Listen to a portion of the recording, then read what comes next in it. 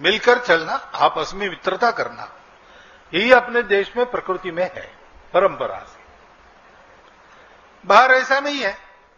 उनका जीवन जिन परिस्थितियों में आगे चला, उनमें उनको विवाद, संघर्ष ये सब करना पड़ा। तो वहां एक शब्द आया, जैसे उनका मन बना, तो भाई एक मत को मान लिया तो बाकी सब मत उनके लिए बेकार है, स्पर्श भी नहीं होना चाहिए, तो अपना मत बंद कर लिया। उसको कहा उन्होंने इज्म। और हमारे यहां जो राष्ट्र है वो कल्पना एकदम भिन्न है, उनकी नेशन की कल्पना एकदम भिन्न है।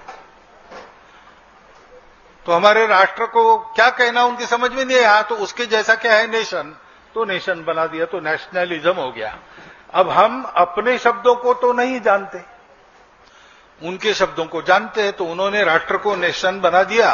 हम नेशन कहते हैं और नेशनलिज्म कहते हैं। भाई हमारे यहां राष्ट्र ये बात का विषय है ही नहीं। अपना राष्ट्र है, प्राचीन काल से है, चल रहा है। हम राष्ट्रीयता कहते हैं, नेशनलिटी कहते हैं, नेशनलिज्म नहीं है। नेशनहुड कह सकते हैं, राष्ट्रत्व हो सकता है। लेकिन राष्ट्रवाद कहने से उधर की नेशनलिज्म की परंपरा आती है, जिसमें इस प्रकार के नेशनलिज्म के कारण 2 महायुद्ध हुए, संवार हुआ। राष्ट्र का अहंकार यही कारण बना, इसलिए वहां डरते भी है लोग नेशनलिज्म शब्द से। लेकिन हमारे यहां ऐसा हुआ नहीं, क्योंकि हमारा राष्ट्र ये अहंकार से जन्मा ही नहीं है। अहंकार के विसर्जन के बाद हमारा राष्ट्र जन्मा है।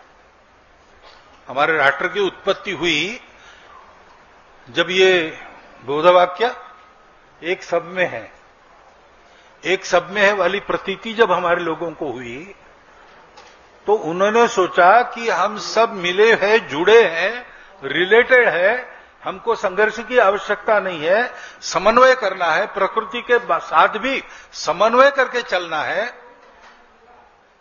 और इससे शाश्वत सुख प्राप्त होता है जो दुनिया को अभी तक नहीं मिला। तो ये सुख का उपाय सारी दुनिया, क्योंकि वो भी अपनी ही है। अगर एक सब में है तो इसका मतलब ये सब कुछ मेरा ही है, घट घट में राम है।